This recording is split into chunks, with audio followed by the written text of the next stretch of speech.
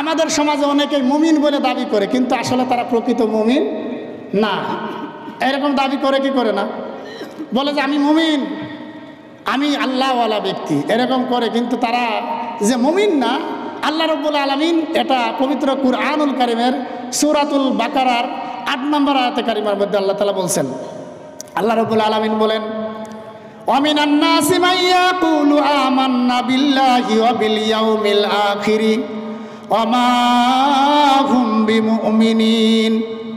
বলে যে মানুষের মধ্যে কিছু মানুষ বলে আমি আল্লাহ রাব্বুল আলামিনের প্রতি ঈমান এনেছি এবং পরকালের প্রতি ঈমান এনেছি, ওয়া মা হুম বিমুমিনিন, আসলে তারা মুমিন নয়। এরকম মানুষ আছে না নাই? বলে আমি নামাজ না পড়লে কি হবে, আমি মুমিন, আমি কি বলেন আমার ঈমান ঠিক আছে, এরকম বলে কি বলে না? আসলে কি এরা মুমিন? আসসালামু আলাইকুম।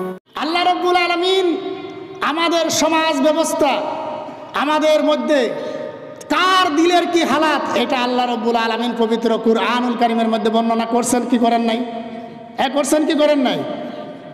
আপনি যে নিজেকে মুমিন বলে দাবি করতেছেন, আপনি যে কতটুকু মুমিন এটা পরিচয় পাওয়া যায় কি যায় না?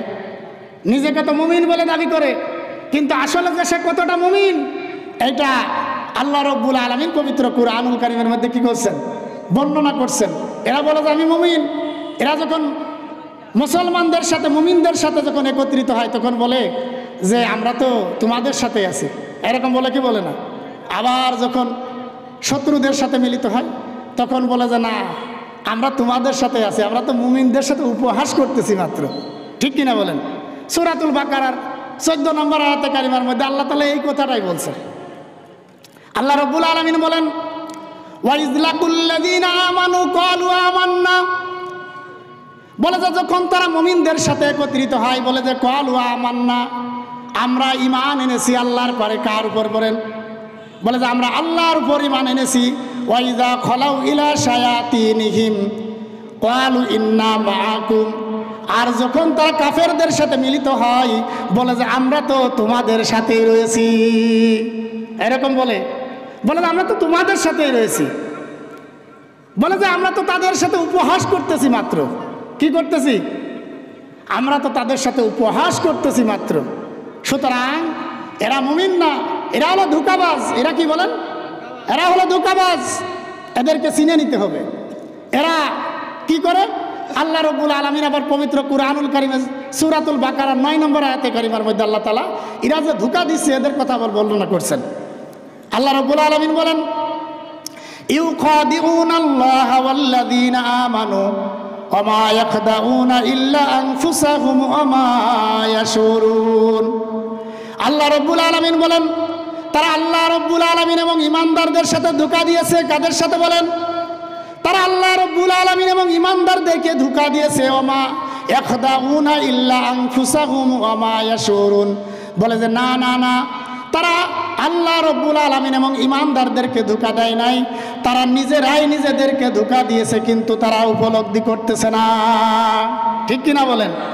সুতরাং এদেরকে চিনা যায় কিভাবে? চিনা যায় যারা মুমিন আর যারা মুনাফিক, এদেরকে চিনা যায় কি যায় না? যায় কি যায় না? আমার কথা কি বুঝতেছেন? এদেরকে চেনা যায় কি যায় না? বলে যে কিভাবে চেনা যায়? বলে যে একটা আম পেকে গেলে আমের যেমন একটা পরিবর্তন হয়, হয় কি হয় না? বলে যে একটা আম পেকে গেলে যেমন আমের বাহ্যিক একটা পরিবর্তন হয়। কিভাবে পরিবর্তন হয়?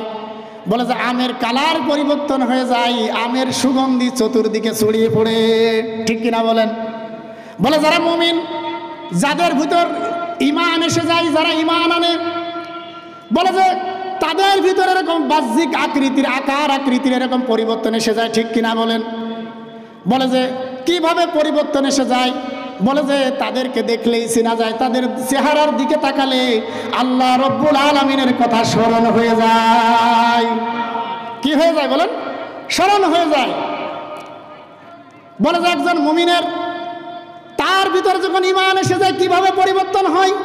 বলে যে বুখারী এবং মুসলিম শরীফের হাদিসের ভিতর হযরত আবু হুরায়রা রাদিয়াল্লাহু তাআলা আনহু হাদিসটা বর্ণনা করছেন।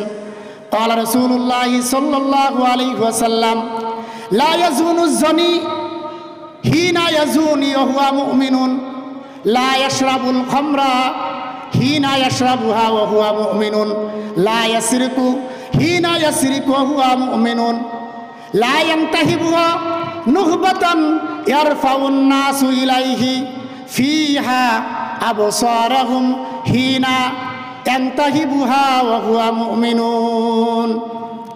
রাসূল সাল্লাল্লাহু আলাইহি ওয়াসাল্লাম বললেন, যে মানুষের ভিতর ঈমান এসে যায় সে মানুষ কখনো জিনা করতে পারে না।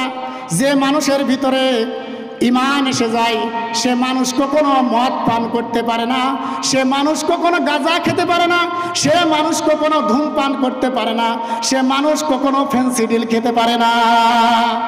এটা কার কথা? রাসূল সাল্লাল্লাহু আলাইহি ওয়াসাল্লামের কথা, বুখারী শরীফের হাদিস। বলে যে লা ইয়াজুনুজ জানি হিনা ইয়াজুনি ওয়া হুয়া মুমিনুন, বলে যে যার ভিতর ঈমান এসে যায় সে কখনো জিনা করতে পারে না।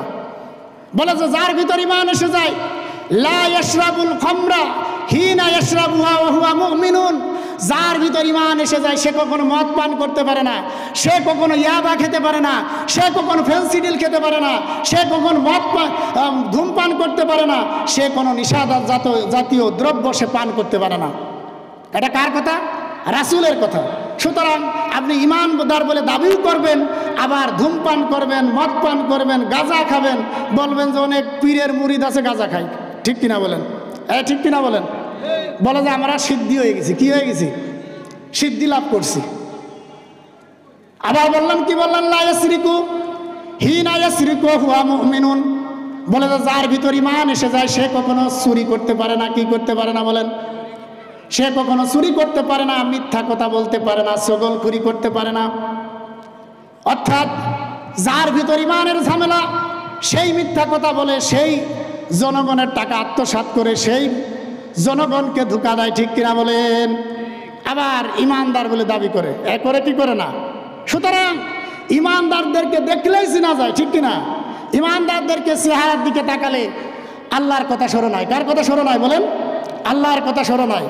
ছিলাম যাদের ঈমান এসে যায় তাদের চেহারার দিকে তাকালে বোঝা যায়। ঠিক কিনা বলেন? রাসূল সাল্লাল্লাহু আলাইহি ওয়াসাল্লাম ওই হাদিসের ভিতর বললেন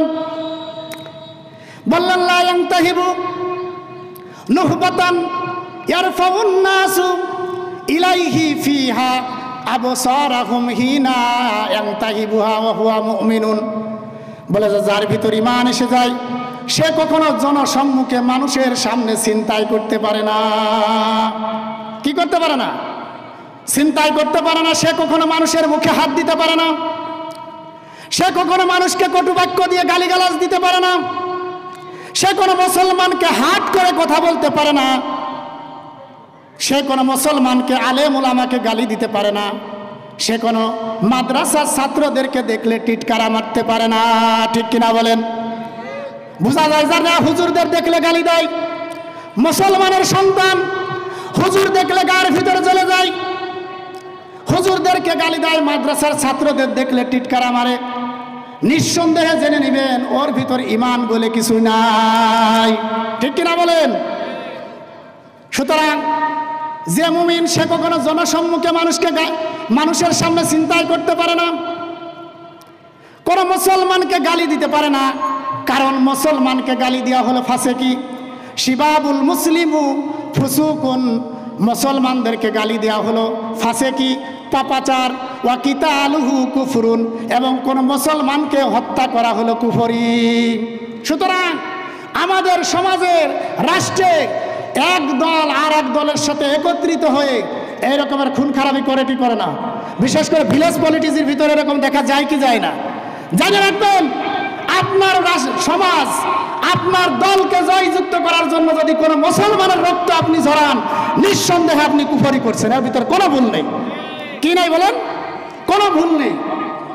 সুতরাং যারা মুমিন তাদের চেহারা দেখলেই বোঝা যায় তারা কোনোদিন কোনো মুসলমানকে হাট করে কথা বলতে পারে না। করুক সে বিএনপি, করুক সে আওয়ামী লীগ, করুক সে চরমোনাই, করুক সে জামাত ইসলাম, কোনো মুসলমানকে সে হাট করে কথা বলতে পারে না। ঠিক কিনা বলেন? কারণ এক মুসলমান আর এক মুসলমানের ভাই। ঠিক কিনা বলেন?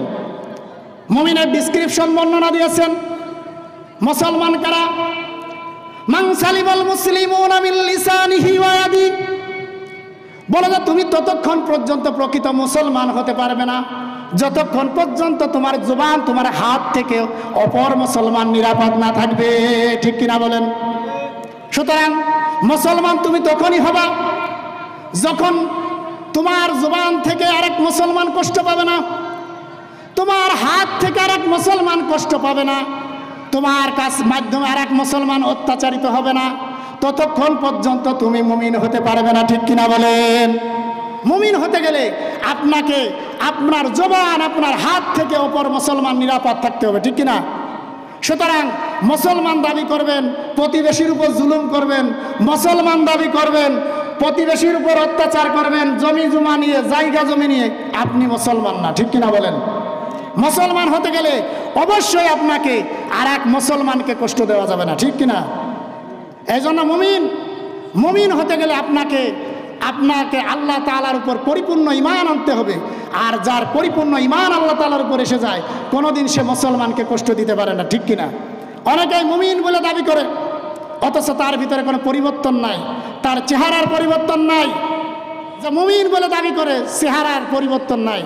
চেহারার দিকে তাকালে, হরিপদর চেহারার দিকে তাকালেও যা, ওই আর এক গোবিন্দর চেহারার দিকে তাকালেও যা, তার দিকে তাকালেও তা। সুতরাং সে কি আবার কিভাবে মুসলমান বলে দাবি করে? আমার তো সন্দেহ হয়। ঠিক কিনা বলেন? এইরকম আছে না নাই?